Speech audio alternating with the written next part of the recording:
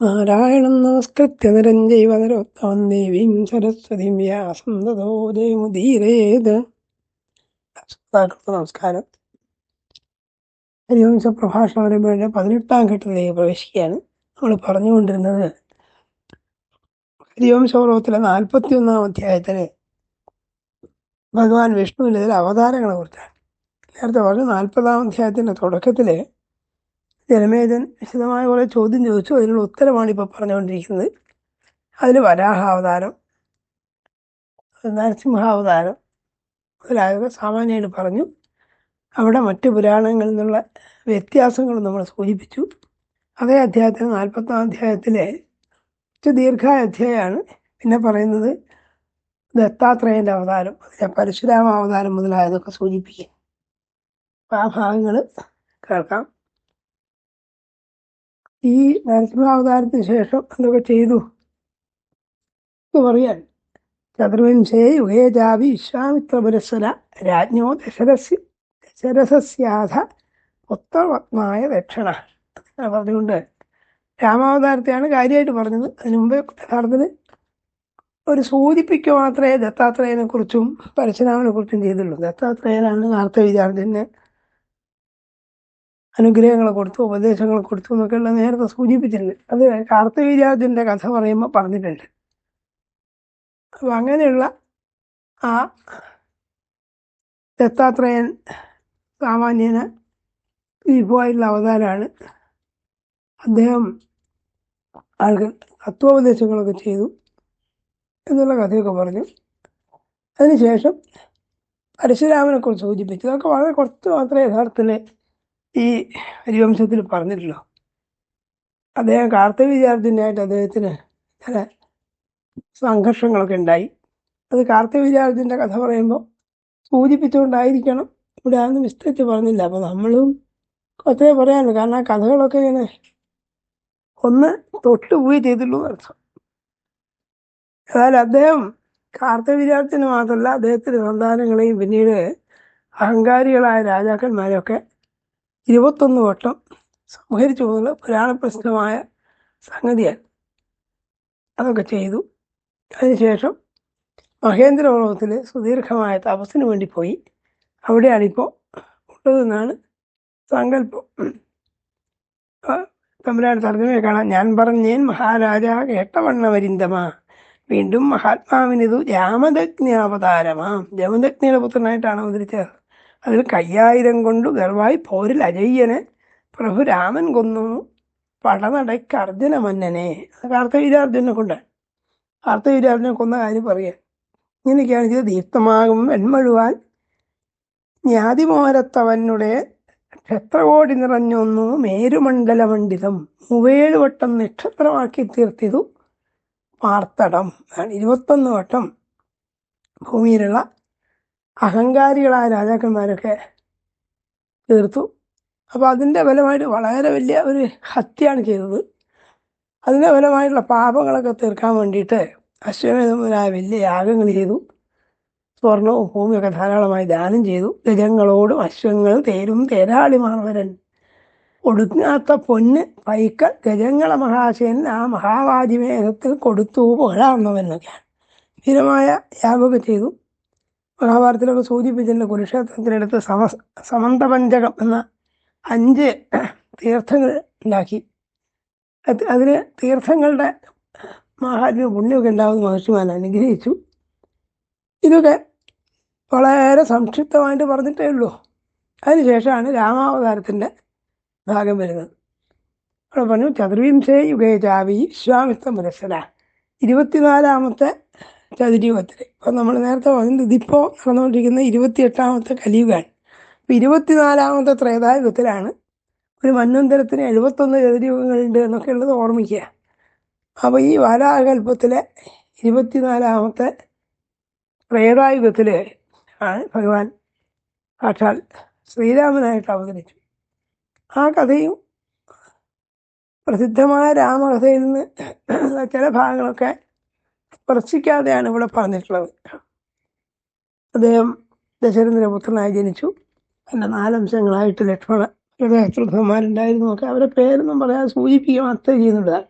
രാജ്ഞോ ദശരഥസ്യാത പുത്രപത്മായ ദക്ഷിണ കൃത്വാത്മാനം മഹാബാഹു ചതുർത്ഥാ പ്രഭുരീശ്വര. തന്നെ തന്നെ 4 പങ്കാക്കിയിട്ട് തൻ്റെ തന്നെ വിഭൂതികളാണ് ഭരത ലക്ഷ്മണ ശത്രുഘ്നന്മാരായി ജനിച്ചു നടത്തും. അങ്ങനെയാണ് ഉണ്ടായത്. കൃത്വാത്മാനം മഹാബാഹു ചതുർത്ഥാ പ്രഭുരീശ്വര ലോകേ രാമ ഇതിഖ്യാത തേജസാ ഭാസ്കരോപമ. തേജസ് കൊണ്ട് സാക്ഷാൽ സൂര്യനെ പോലെ ശോഭിക്കുന്നവനായിരുന്നു രാമൻ എന്നൊരു പേരോടുകൂടിയവനാണ്. പ്രസാദനാർത്ഥം ലോകസ്യ രക്ഷസാം നിധനായത. രാമാവതാരത്തിൻ്റെ പ്രധാന ഉദ്ദേശം എന്ത് തന്നെയാണ്? രക്ഷസുകളെ, രാക്ഷസന്മാരൊക്കെ വധിക്കുക. പ്രസാദനാർത്ഥം ലോകസ്യ, ലോകത്തെ പ്രസാദിപ്പിക്കുക, ലോകത്തിന് നന്മ വരുത്തുക എന്നൊക്കെയുള്ള ഉദ്ദേശത്തോടു കൂടിയാണ് അദ്ദേഹം അതുകൊണ്ട് ചെയ്തു. പിന്നീട് എന്തിനാണ് കാട്ടിലേക്ക് പോകേണ്ടി വന്നത്?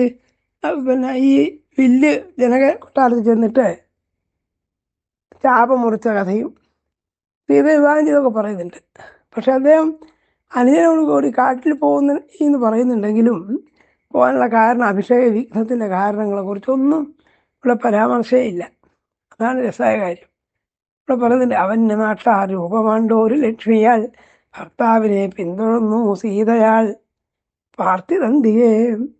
വിവാഹം കഴിഞ്ഞതിന് ശേഷം കാട്ടിലേക്ക് പോകുമ്പോൾ പതിവ്രതയായ സീത ഭർത്താവിനെ പിന്തുടർന്നു എന്ന് പറയാൻ എന്തിനാണ് കാട്ടിൽ പോകേണ്ടി വന്നത് എന്നുള്ള സാഹചര്യങ്ങളൊന്നും ഒരു ശ്ലോകത്തിൽ പോലും സൂചിപ്പിച്ചിട്ടില്ല. ലോകപ്രസിദ്ധമായ കഥയാണ്. എന്നാലും ബാക്കിയൊക്കെ പറയുമ്പോൾ അത് പറയുന്നല്ലേ നമ്മൾ വിചാരിക്കുക, അത് പറഞ്ഞിട്ടേ ഇല്ല. എന്നിട്ട് പറയാണ്, ജനസ്ഥാനത്ത് അവർ സഹോദരനോട് കൂടി വാഴുകയായിരുന്നു. അപ്പോൾ അവിടെ ശൂർപ്പണഖ വന്നതോ ശൂർപ്പണഖയുടെ അംഗച്ഛേദം ചെയ്തതോ അതിൻ്റെ ഫലമായിട്ട് ഖരദൂഷണ ത്രിശിരസ്സുകളോട് യുദ്ധം ചെയ്തതോ ശൂർപ്പണഖയുടെ പരാതിപ്രകാരം രാവണൻ വരാനിടയുണ്ട് വേണ്ടിയിട്ട് അവർ തയ്യാറായി നിന്നു വന്നതോ ഒന്നും ഇവിടെ പറഞ്ഞിട്ടില്ല. അതാണ് വിചിത്രം. ജനസ്ഥാനം വാണുകൊണ്ടു ദേവകാര്യം നടത്തിനാൻ എന്ന് പറയുന്നുണ്ട്. അതായത് ജനസ്ഥാനത്ത് വെച്ചിട്ട് അസുരന്മാരെ കൊന്നിട്ട് മുനികൾക്ക് സമാധാന ജീവിതം സാധ്യമാക്കി തീർത്തു നമുക്ക് വിചാരിക്കാം. ഈ സീതയെ രാവണൻ അപഹരിച്ചു എന്നുള്ളതോ ശൂർപ്പണഖ വന്നു എന്നുള്ളതൊന്നും പറഞ്ഞതേ ഇല്ല എന്നർത്ഥം. എന്നിട്ട് പറയുന്നത്, സീത വാഴുമിടം തേടി ലക്ഷ്മണാനുചരൻ വിഭു ഘോരാകാരമിടുന്നു ഒരംഗബന്ധന വിരാധനെ പുരുഷവ്യാഘ്രനാൻ സപ്തഗന്ധർവരെ വധിച്ചുതേ. സീതയെ അന്വേഷിച്ച് നടക്കുന്ന സമയത്ത് കബന്ധൻ മുതലായവരൊക്കെ കണ്ടു, അവരൊക്കെ വധിച്ചു എന്ന് പറയുന്നുമുണ്ട്. പക്ഷെ സീതയെ അന്വേഷിച്ച് നടക്കേണ്ടി വന്നത് എന്തുകൊണ്ടാണ്? അപഹരിക്കപ്പെട്ടതുകൊണ്ടാണെന്നോ ഒന്നും പറഞ്ഞതുമില്ല. ഇങ്ങനെ വളരെ വിചിത്രമായ രീതിയിലുള്ള ഒരു ആഖ്യാനമാണ് ഇവിടെ ഉള്ളത്.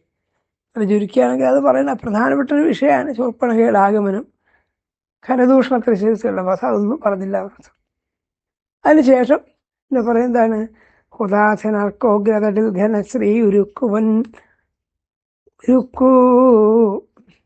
പൊൻപുങ്കമെഴും ചരങ്ങൾ മഹേന്ദ്ര വജ്രാശനി സന്നിഭങ്ങൾ ആനേതു ചെയ്താനുള്ളിൽ വിയോഗം.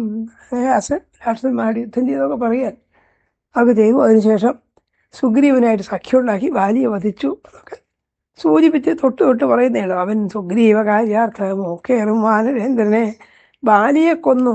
സുഗ്രീവൻ അഭിഷേകം നടത്തിനാൻ ദേവദാനവ ഗന്ധർവ യക്ഷ ഭോഗിജനത്തിനു അവധ്യൻ യുദ്ധദുർജയൻ രാവണാശരരാജനെ കോടിരാക്ഷസരോത്തോനെ നീലഞ്ജന കയാഭനെ ത്രൈലോക്യ രാവണൻ ഘോര രാവണാശരരാജനെ ദുർജയനെ ദുർധരനെ ദൃപ്തനെ വ്യാഘ്രവീര്യനെ വരം വാങ്ങി ഗർവിതനെ വാനർക്കും ദുർനിരീക്ഷനെ കൊന്നു രാവണനെ പോരിൽ. ഇപ്പോൾ രാവണൻ്റെ കുറേ വിശേഷങ്ങൾ പറഞ്ഞാൽ വലിയ തപസ്സുള്ള ആളായിരുന്നു, സാമാന്യക്കാർക്ക് നേരിടാൻ വിഷമായിരുന്നു. അങ്ങനെയുള്ളവനായ ആ രാവണനെ യുദ്ധത്തിൽ വധിക്കുകയും ചെയ്തു. ഇതൊക്കെ ചുരുക്കി പറഞ്ഞു. പിന്നീട് കുറേ ശ്ലോകങ്ങളിൽ രാമരാജ്യത്തിൻ്റെ ക്ഷേമത്വവും രാമൻ രാജ്യം ഭരിച്ചപ്പോൾ ഉണ്ടായിരുന്ന ജനങ്ങൾക്കുള്ള ഗുണങ്ങളൊക്കെ പറയുക. അങ്ങനെ ചെയ്തു കൊന്നു. പിന്നെന്ത് ചെയ്തു? അദ്ദേഹത്തിന് അനുജനായ ശത്രുഘ്നൻ തന്നെ മധുവനത്തിൽ വെച്ച് ലവണാസുരനെ കൊന്നു. ആ കഥയൊക്കെ സൂചിപ്പിക്കുന്നുമുണ്ട്.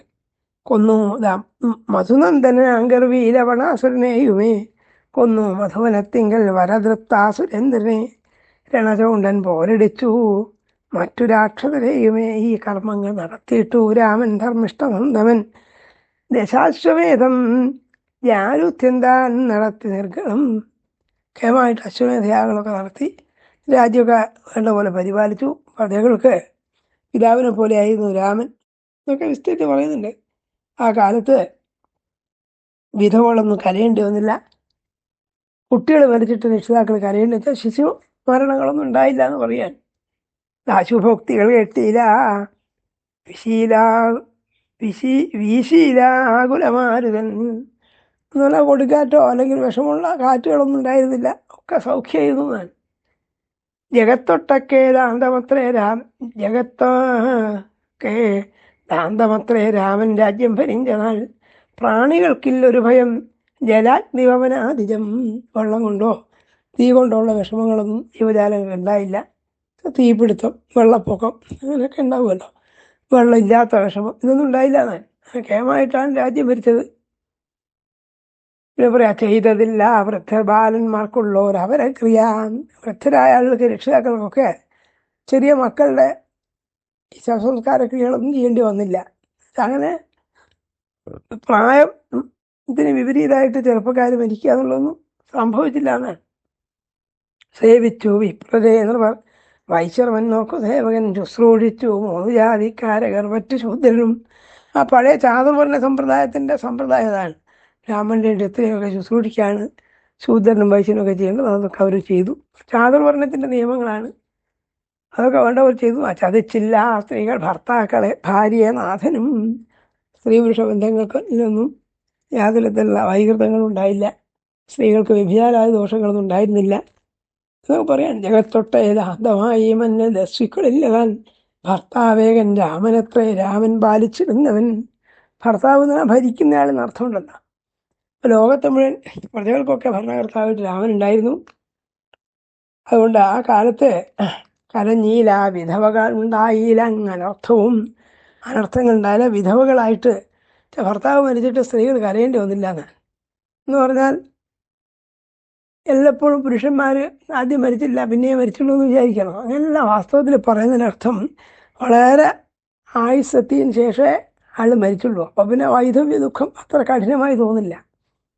ഇപ്പോൾ 90 വയസ്സൊക്കെയുള്ള ഭർത്താവ് മരിച്ചു കഴിഞ്ഞാൽ ജീവിക്കുന്ന ഭാര്യയ്ക്കും ഇതൊന്നും ദുഃഖം തോന്നില്ലല്ലോ. അതുകൊണ്ട് ദുഃഖിക്കത്തക്ക രീതിയിൽ വൈധവ്യ ദുഃഖം അനുഭവിക്കാതൊക്കെ വേണം. അകാലത്തിൽ ആരും മരിച്ചില്ല എന്നാണ് താല്പര്യം.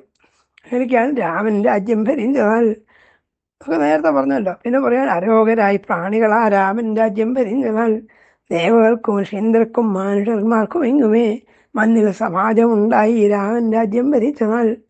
ഇങ്ങനെയൊക്കെ വിസ്തരിക്കുന്നുണ്ട്. പക്ഷെ നേരത്തെ പറഞ്ഞ പോലെ രാമായണത്തിലെ വഴിത്തിരിവ് എന്ന് പറയാവുന്ന ഈ അഭിഷേക യുദ്ധത്തെക്കുറിച്ചോ ശൂർപ്പണഖയുടെ വരവിനെ കുറിച്ചൊന്നും പറഞ്ഞതുമില്ല. ഇങ്ങനെയൊക്കെ എന്താണ് ഇങ്ങനെയൊക്കെയെന്ന് അറിയില്ല. വിചിത്രമായിട്ടാണ് ഇവിടെ കഥ പറഞ്ഞത്. ജനങ്ങൾ രാമനെ വാഴ്ത്തി എന്ന് പറയാണ്. ശ്യാമൻ യുവാവ് രക്താക്ഷൻ ദീപ്താസ്യൻ മിതഭാഷണൻ ആജാനുബാഹു സുമുഖൻ സിംഹസ്കന്ധൻ മഹാഭുജൻ 10,000 ആണ്ടേവം 10 നൂറ്റാണ്ടും അങ്ങനെ 11,000 കൊല്ലത്തോളം രാജ്യം ഭരിച്ചു.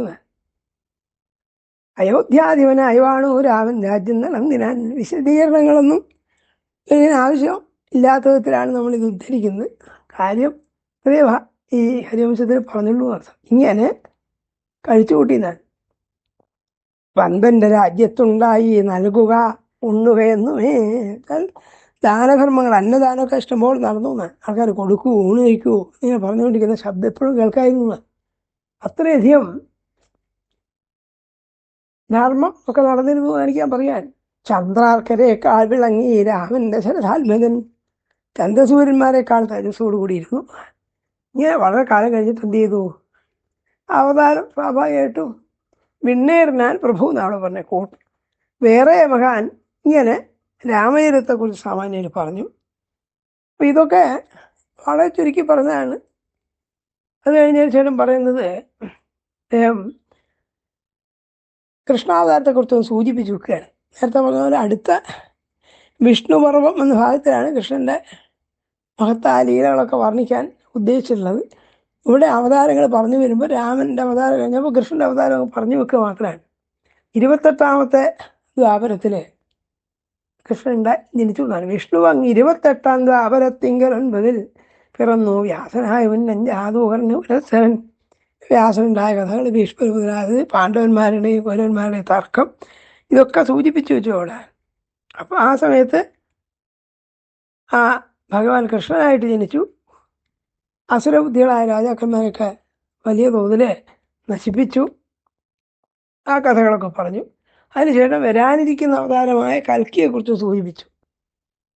കൽക്കി വിഷ്ണുയശസ്സെന്ന് ശമ്പള ഗ്രാമജൻ ദ്വിജൻ പറയാണ്. ചൊന്നേൻ കഴിഞ്ഞ വരാനുള്ളവ ചൊല്ലുവൻ. അപ്പോൾ കഴിഞ്ഞ പ്രധാനപ്പെട്ട അവതാരങ്ങളൊക്കെ അല്ലേ ഒരു ജനമേജനോട് പറയാണ്, ഞാൻ പറഞ്ഞു കഴിഞ്ഞു, ഇനി വരാനുള്ളത് പറയാമെന്ന് പറഞ്ഞിട്ട് പറഞ്ഞു. കൽക്കി എന്ന് പറഞ്ഞൊരു അവതാരം ഇനി ശമ്പള ഗ്രാമത്തിലുണ്ടാവും. അത് എല്ലാ പുരാണങ്ങളിലും പറയുന്നുണ്ട്. ഭഗവാൻ കൽക്കിയായിട്ട് അവതരിക്കുന്നുള്ളതാണ്. വിഷ്ണുവേശസ്സെന്നും ശമ്പള ഗ്രാമജൻ ദ്വിജൻ സർവ്വലോകഹിതത്തിനായി പിറക്കും ഇനി ഈ പ്രഭു. വരാനിരിക്കുന്ന അവതാരം ഭഗവാനത് ഈ കൽക്കി അവതാരമാണെന്ന് പറഞ്ഞു.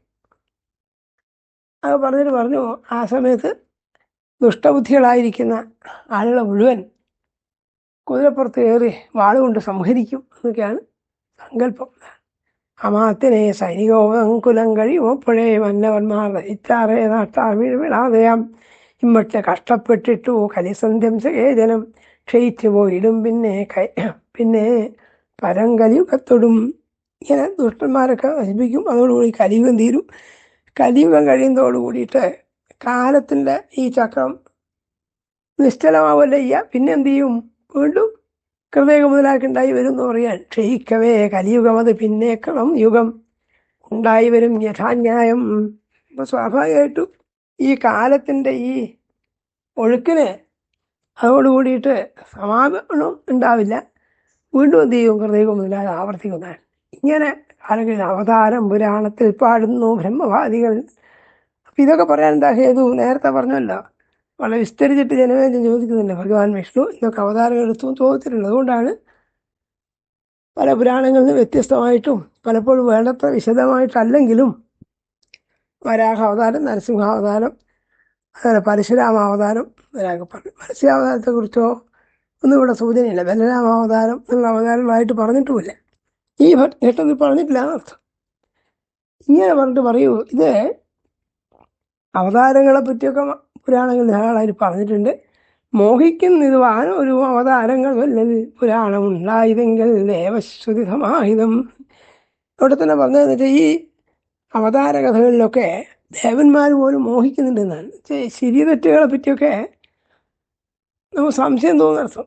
പല അവതാരങ്ങൾ പലതരത്തിലുണ്ടായി. ഇതിനെപ്പറ്റി വ്യത്യസ്തങ്ങളായ വീക്ഷണങ്ങളുണ്ടെന്നായിരിക്കാം സൂചിപ്പിക്കുന്നതാണ്. മോഹിക്കുന്നത് വാഹനം ഇതൊരു ഉദ്ദേശമാത്രം കൊണ്ട് അവതാരാകീർത്തനം. ഞാനിക്കൊക്കെ പറഞ്ഞത് സാമാന്യമായി പറഞ്ഞതേ ഉള്ളൂ എന്ന് പറയാൻ. കീർത്തനീയൻ ലോകഗുരു പ്രഭു പിതൃക്കളും പ്രീതരാകും വീരവൻ വിഷ്ണുവിനുടെ അവതാരങ്ങൾ ചൊല്ലിയത് കൈകൊപ്പിക്കെട്ടു ഒഴുകിനും. എന്നിട്ട് ആ 41 അധ്യായം അവിടെ സമാപിപ്പിക്കുകയാണ്. എന്നിട്ട് പറഞ്ഞു, ഈ ഭഗവാൻ വിഷ്ണുവിൻ്റെ അവതാരങ്ങളെക്കുറിച്ചുള്ള ഈ സാമാന്യ വിവരണങ്ങളൊക്കെ കേട്ട് കഴിഞ്ഞാൽ പിതൃക്കൾക്ക് തൃപ്തി ഉണ്ടാവുന്നതാണ്. അപ്പോൾ പിതൃക്രിയകളൊക്കെ നടക്കുമ്പോൾ പുരാണ പാരായണമൊക്കെ നല്ലതാണ്. അത് പിതൃക്കളെ സന്തോഷിപ്പിക്കുന്നതാണ്. ഇനി ചൊല്ലാൻ സാധിക്കാത്ത, പാരായണത്തിന് സാധിക്കാത്ത ആളത് കൈകൂപ്പി ഭക്തി ദർശനം കേട്ടിരിക്കേണ്ടതാണ്. അതുകൊണ്ട് തന്നെ പുണ്യം ഉണ്ടാവും പറഞ്ഞാൽ. ഇതൊക്കെ യോഗേശ്വര യോഗമായ കേഷ്ടാതനൻ പാപമൊട്ടുക്കൊഴിഞ്ഞും സമൃദ്ധി നല്ല ലഭ്യവരുത്ത ഭോഗമൊട്ടുക്കു നേടും ഭഗവത് പ്രസാദാൽ. എന്നിട്ട് ഈ ഇപ്പം പറഞ്ഞ ഈ പുരാണ കഥകളൊക്കെ പറഞ്ഞല്ലോ, ഇതെല്ലാം കേട്ട് കഴിഞ്ഞാലുള്ള ഫലശ്രുതി പറയാൻ. കേട്ട് കഴിഞ്ഞാൽ പാപങ്ങളില്ലാതാവും, സമൃദ്ധി ഉണ്ടാവും, വൃദ്ധി ഐശ്വര്യം ഉണ്ടാവും, ഭോഗങ്ങളൊക്കെ സാധിക്കും എന്ന് പറഞ്ഞ് 41 അധ്യായം സമാപിച്ചു. ഇനി 42 പറയാൻ പോകുന്നത് വൃത്രാസുര വധത്തിന് ശേഷം ദേവന്മാരും അസുരന്മാരും തമ്മിൽ അതിഭീകരമായ യുദ്ധമുണ്ടായി. അതിൽ അനവധി അസുരന്മാർ കൊല്ലപ്പെട്ടു. ഈ അസുരന്മാരൊക്കെ പിന്നത്തെ ജന്മത്തിൽ, അപ്പോൾ ഈ ദ്വാപരയുഗമായി, ദ്വാപരയുഗത്തിൻ്റെ ആദിയിൽ അസുരബുദ്ധികളായിട്ട് രാജാക്കന്മാരായി ജനിച്ചത് ക്ഷത്രിയ വംശത്തിലാണ്, രാജാക്കന്മാരായിട്ടൊക്കെയാണ്. പക്ഷെ അവരുടെ ബുദ്ധിയൊക്കെ എന്താണ്? ഈ കൊല്ലപ്പെട്ട അസുരന്മാരുടെ ജീവനാണ് രാജാക്കന്മാരായി ജനിച്ചത്. അതുകൊണ്ട് അവർക്കൊക്കെ ആസുരമായ ബുദ്ധിയാണ് ഉണ്ടായിരുന്നത്. ഈ ആസുര ബുദ്ധികളായിരിക്കുന്ന രാജാക്കന്മാരുടെ പെരുപ്പം കൊണ്ട് ഭൂമിക്ക് അസഹനീയത ഉണ്ടായി. അവരെ ഒതുക്കാൻ വേണ്ടിയിട്ടാണ് കൃഷ്ണനായിട്ട് അവതരിച്ചതെന്ന് പറയാൻ പോവുകയാണ്. അതിനുവേണ്ടിയുള്ള ഉപക്രമമായത്. കൃഷ്ണാവതാരത്തെക്കുറിച്ചും അതിൻ്റെ വിശദാംശങ്ങളൊക്കെ നേരത്തെ പറഞ്ഞ അടുത്ത പർവ്വത്തിലെ വിഷ്ണു പർവ്വത്തിലാണ് പറയാൻ പോകുന്നത്. ഇതൊക്കെ ഇപ്പോൾ ഹരിവംശ പർവ്വത്തിൻ്റെ ഭാഗമാണ്. ഹരിവംശം എന്ന് പറയുന്നത് പുരാണം, ഒറ്റ പുരാണമാണ്. അതിലെ ഒരു പർവ്വമാണ് ഹരിവംശ പർവ്വം. അപ്പോൾ ആ വംശകഥകൾ പറയുകയാണ് ഇവിടെ പ്രധാനമായിട്ട് ചെയ്യുന്നത്. അത് പറഞ്ഞു വന്ന് അവിടെ നിർത്തിയിട്ടാണ് കൃഷ്ണൻ്റെ അവതാരം പ്രത്യേകവും അദ്ദേഹത്തിൻ്റെ ലീലാവിലാസങ്ങളൊക്കെ പ്രത്യേകിച്ച് പറയുകയാണ്. അപ്പോൾ അതിനു വേണ്ടിയിട്ടാണ് ഈ 42 അധ്യായത്തിൽ അനവധി അസുരന്മാർ ഏതോ തരത്തിൽ യുദ്ധം ചെയ്തു, ദേവന്മാരെങ്ങനെ അതിനെ നേരിട്ടു എന്നുള്ള അത്ഭുതകരമായ കഥകളൊക്കെ പറയാണ്.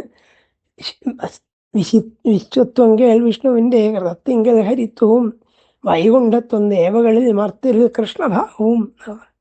ഈ ഭഗവാൻ വിഷ്ണുവിനെ പലതരത്തിലുള്ള ഭാവങ്ങളുടെ ലോകം മുഴുവൻ വ്യാപിച്ചിരിക്കുന്നതാണ്. കൃതയുഗത്തിലെ ഹരിയായിട്ടാണ്. വൈകുണ്ഠത്വം ദേവകളിലെ ദേവം വൈകുണ്ഠനായിരിക്കുന്നവനാണ്, കുണ്ഠതകളൊന്നും ഇല്ലാത്ത ആളാണ് എന്നൊക്കെയുള്ള സാമാന്യമായിട്ട് വിഷ്ണുവിൻ്റെ അവതാരങ്ങൾ വിഷ്ണുവിൻ്റെ മാഹാത്മ്യമൊക്കെ പറയാൻ ചെയ്തത്. അതിൽ പറഞ്ഞ് പണ്ട് കൃതയുഗത്തിൽ ഗംഭീരമായ യുദ്ധം ഉണ്ടായി, അസുരന്മാരും ദേവന്മാരും തമ്മിൽ നിന്നാണ്. ആ കഥ ഞാൻ പറയാം എന്ന് പറഞ്ഞിട്ടാണ് 42 43 വലിയ ദേവാശ്രയുദ്ധം എന്ന് പറഞ്ഞാൽ യഥാർത്ഥത്തിൽ ഇടയ്ക്കിടയ്ക്ക് ഉണ്ടാവാറുള്ളതാണ്. അത് പല അഭിപ്രായത്തിൽ നിരന്തരമായി ലോകത്ത് നടക്കുന്നതാണ്. നന്മ തമ്മിലുള്ള യുദ്ധമാണ് നമുക്ക് പറയാം. അങ്ങനെയുള്ള ആ ദേവാശ്രയുദ്ധത്തിൽ ദേവന്മാരും അസുരന്മാരും തമ്മിൽ ഉണ്ടായ വലിയ സംഘട്ടനങ്ങൾ, അതിൽ അസുരന്മാർക്ക് ഏറ്റവും വലിയ പരാജയം. അസുരന്മാർക്ക് ആത്യന്തികമായി പരാജയം ഉണ്ടായെങ്കിലും ഇടയ്ക്കിടയ്ക്ക് ദേവന്മാർക്ക് കുറേ ക്ലേശങ്ങളൊക്കെ ഉണ്ടാക്കി. ആ കാര്യങ്ങളൊക്കെയാണ് 42 43 പറയാൻ പോകുന്നത്. അപ്പോൾ വിഷ്ണുവിന് യഥാർത്ഥത്തിൽ വിശ്വത്വമുണ്ട്, കൃതത്തിൽ ഹരിത്വം, ഹരി എന്ന ഭാവം നടത്തും. ദേവകളിൽ വൈകുണ്ഠത്വമുണ്ട്. അദ്ദേഹത്തിൻ്റെ കീർത്തി നിർവികാഹ്യമാണ്, മനസ്സിലാക്കാൻ വിഷമമുള്ളതാണ്. അത് ഞാൻ ചിലതൊക്കെ പറയാം എന്നാണ് വൈശമ്പായൻ ഇവിടെ പറയുന്നതാണ്. അവൻ നീശത്വവും ദുർവികാഹ കർമ്മപ്രവൃത്തിയും കഴിഞ്ഞതും ഭാവിയും നീ ശരിയമ്മട്ടുക നിർവ അവ്യക്തൻ വ്യക്തലിംഗൻ ലിംഗസ്ഥാൻ ഇതിലീ ഭഗവൻ പ്രഭു നാരായണൻ അനന്താത്മാ പ്രഭവൻ പരമവ്യൻ ഇവൻ നാരായണനുമായി കൃതത്തിൽ ഹരിയായി ഞാൻ. പല പേരുകൾ വിഷ്ണുവില്ല, അതൊക്കെ നമ്മൾ വിഷ്ണു സഹസ്രനാമത്തിൽ കേട്ടുമല്ലോ. പലതരത്തിലുള്ള പല സങ്കല്പങ്ങളിൽ ആളൊന്നാണ്, പല പേരുകളും പല രൂപങ്ങളും കാലാനുസൃതമായി സ്വീകരിച്ചു എന്നുള്ളത് പറയാൻ. യഥാർത്ഥത്തിൽ എല്ലാ ശക്തികളും എല്ലാ ദേവതാ സ്വരൂപങ്ങളും ഭഗവാൻ തന്നെ ഉൽപ്പന്നമായതാണ്. ഭഗവാൻ തന്നെ വിവിധാകാരമായി നിൽക്കുന്നതാണ് എന്നൊക്കെയാണ് ഇവിടെ പറയുന്നത്. ഇവൻ നാരായണനുമായി കൃതത്തിൽ ഹരിയായി ഞാൻ ബ്രഹ്മാവിന്ദ്രൻ ചന്ദ്രനേവൻ ധർമ്മൻ ശുക്രൻ ബൃഹസ്പതി അതിഥിക്ക് ആ പുത്രജന്മം വിഭുവിൻ്റെ പ്രസാദം.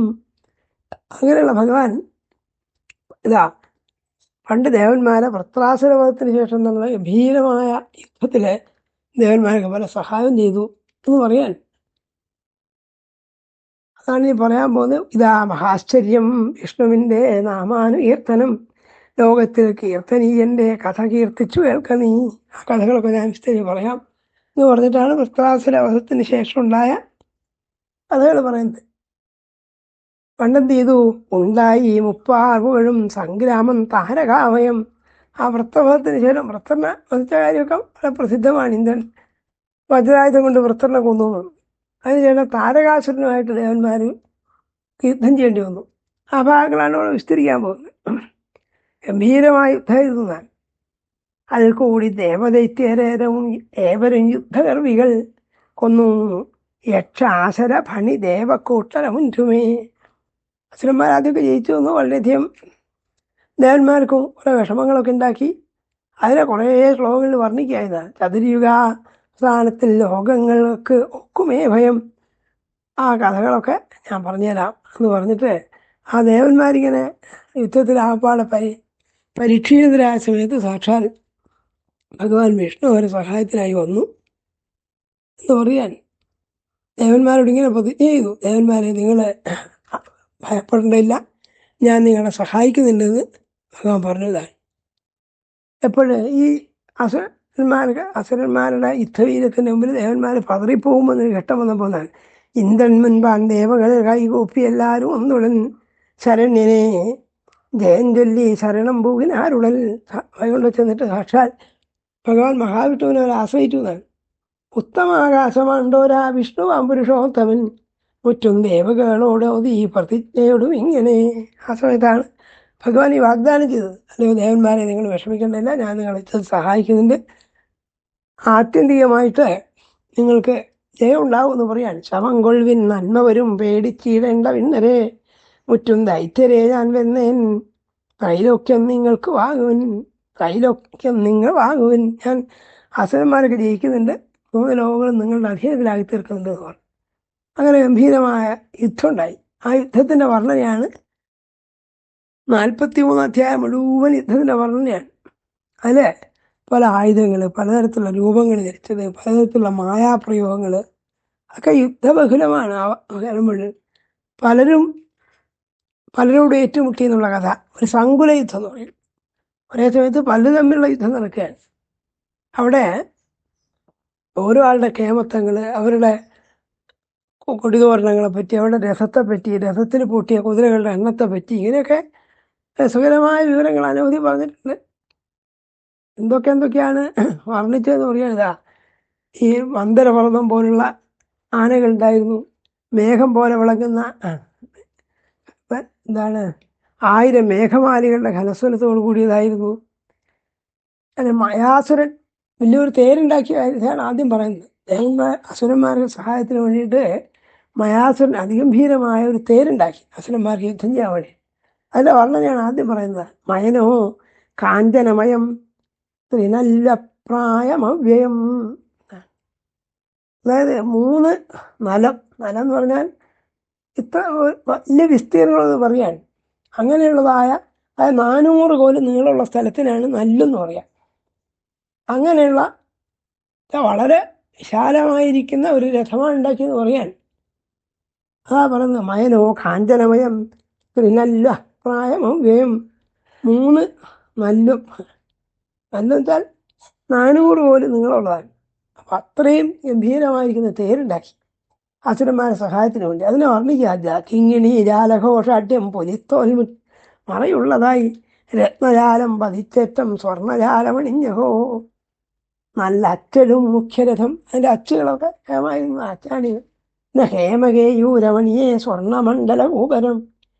ഇങ്ങനെയുള്ളതായ ഗംഭീരമായ തേര് കയറിയിട്ടാണ് അസുരന്മാർ യുദ്ധത്തിന് വന്നത്. ഖരൻ മുതലായവരൊക്കെ ഉണ്ടായിരുന്നു. ത്വഷ്ടാവ് ദേവനാണെങ്കിലും അദ്ദേഹം യുദ്ധത്തിലുണ്ടായിരുന്നു. ഇനി ത്വഷ്ടാവ് എന്നുള്ളത് വേറൊരാളെ പറ്റിയാണോ പറയുന്നത് വ്യക്തമല്ല. അവരൊക്കെ യുദ്ധത്തിൽ പങ്കെടുത്തതാണ്. പിന്നെ താരകാസുരൻ ഉണ്ടായിരുന്നു. ഇങ്ങനെ കുറേ ആൾക്കാരുടെ പേര് പറയുകയും അവരുടെ യുദ്ധത്തിലെ ആയുധപ്രയോഗ സാമർഥ്യത്തെ വർണ്ണിക്കുകയാണ് ചെയ്യുന്നത്. ഏതായാലും ദേവന്മാർക്ക് ആദ്യ സമയത്ത് കുറച്ച് ക്ലേശങ്ങളൊക്കെ ഉണ്ടാക്കി, അവർക്ക് വലിയ ബുദ്ധിമുട്ടുണ്ടായി. ആ സമയത്ത് ഭഗവാൻ വിഷ്ണു തന്നെ വന്നിട്ട് അവരെ രക്ഷിച്ചു എന്നുള്ളതാണ് ചുരുക്കത്തിൽ. അത് പറയാണ്. മരുത്തുക്കളും ദേവഗന്ധർവന്മാരും ഒക്കെ യുദ്ധത്തിൽ പങ്കെടുത്തു. അവരൊക്കെ അമ്പുപോലുള്ള ഈ സർപ്പതുല്യങ്ങളായിരിക്കുന്ന ആയുധങ്ങൾ പ്രയോഗിച്ചു. ഇതൊക്കെ കുറെ വിസ്തരിച്ച് വർണ്ണിക്കുന്നതിനാണ്. വിണ്ണിൽ ചക്ര പിന്തുണയിൽ ദേവതുല്യം മുഴങ്ങവേ ഇന്ദ്രന്റെ മുൻപിലായി നൃത്തം വെക്കുന്നുണ്ട് അപ്സരൻസുകൾ. വംശജാതൊക്കെ ഏതുവൊത്തു സൂര്യൻ പോലെ വിളങ്ങിടും 1000 കയമുള്ളൊന്നു മനോവായുരവത്തൊടും. 1000 കുതിരകളെ പൂട്ടിയ തേരിലാണ് വന്നത് ഇന്ദ്രൻ എന്ന് പറയാൻ. ബാക്കിയൊക്കെ യുദ്ധത്തിൻ്റെ വർണ്ണനയാണ്. അങ്ങനെ വർണ്ണിച്ച് ഏതായാലും ദേവന്മാർക്കാണ് അവസാനം ജയം ഉണ്ടായെന്ന് പറയാം. അത്ര വിസ്തരിക്കേണ്ടതില്ല, അതുകൊണ്ടാണ് നമ്മൾ പറഞ്ഞു പോകുന്നത്. കാരണം മുഴുവൻ യുദ്ധവർണ്ണനയാണ്. അതിൽ പ്രധാനപ്പെട്ട ഒരാൾ കാലനേമി എന്ന് പറയുന്ന അസുരനാണ്. ഈ കാലനേമിയെ കൊല്ലാൻ ദേവന്മാർ കുറെ ക്ലേശിക്കുന്നുണ്ട്. ആ കാലനേമിയുടെ കഥ ഇവിടെ പറയാൻ കാരണം, ഈ കാലനേമിയാണ് പിന്നത്തെ ജന്മത്തിൽ കൃഷ്ണൻ്റെ അമ്മാവനായ കംസനായി ജനിച്ചത്. അപ്പോൾ ആ കഥ ഇനി വരാനിരിക്കുന്ന കഥയിൽ ആ കംസൻ്റെ പ്രാധാന്യം സൂചിപ്പിക്കാൻ വേണ്ടിയിട്ടാണ് യഥാർത്ഥത്തിൽ ഇതൊക്കെ പറഞ്ഞത്. അതിനിടയ്ക്ക് അഗ്നിയുടെ ഉൽപ്പത്തിയെക്കുറിച്ച് പറഞ്ഞു. അതൊക്കെ സാധാരണ പുരാണങ്ങൾ പറയുന്നത് വളരെ വ്യത്യസ്തമായിട്ടാണ് പറഞ്ഞത്. അഗ്നി ക്രോധത്തോടു കൂടി വന്നു, അഗ്നിയെ കടലിലിരുത്തി, അതാണ് ബഡവാഗ്നി എന്ന് പറയുന്നത്. ആ ബഡവാഗ്നിയെക്കുറിച്ച് പറഞ്ഞു. പിന്നീട് ഇതൊക്കെ യുദ്ധവർണ്ണനകളാണ്. 46-ാമത്തെ അധ്യായത്തിലാണ് കാലനേമി ഗംഭീരമായി യുദ്ധത്തിന് പുറപ്പെട്ടു. കാലനേമിയുടെ പരാക്രമങ്ങളും കാലനേമി എങ്ങനെയാണ് ദേവന്മാരും വധിച്ചത്, തോൽപ്പിച്ചതെന്നൊക്കെ പറയാൻ. ഈ കാലനേമിയാണ് പിറ്റത്തെ ജന്മത്തിൽ കംസനായിട്ട് അവതരിക്കുന്നത്. ഈ കഥകളൊക്കെ പറയാൻ വേണ്ടിയിട്ടാണ് 43, 44, 45 പറഞ്ഞത്. അതിലധികവും യുദ്ധത്തിൻ്റെ ദീർഘവിവരണങ്ങളാണ്. ബാക്കി വിഷയങ്ങളൊന്നും അവിടെ യഥാർത്ഥത്തിൽ പറഞ്ഞിട്ടില്ല. ഈ 46 കാലനേമിയുടെ യുദ്ധം, ആ കഥകളൊക്കെ അടുത്ത പ്രഭാഷണത്തിൽ കേൾക്കാം. കാലനേമി ചെയ്തിട്ടുള്ള അത്ഭുതവിദ്യകൾ, അദ്ദേഹത്തിൻ്റെ മായാപ്രകടനങ്ങൾ, അവസാന കാലനേമിയെ വധിക്കുന്നത് ഒക്കെയാണ് അടുത്ത 2-4 അധ്യായങ്ങൾ പറയുക. ആ ഭാഗങ്ങളൊക്കെ നമുക്ക് അടുത്ത പ്രഭാഷണത്തിൽ കേൾക്കാം. തൽക്കാലം ഇവിടെ ഉപസംഹരിക്കുകയാണ്. എല്ലാവർക്കും നമസ്കാരം.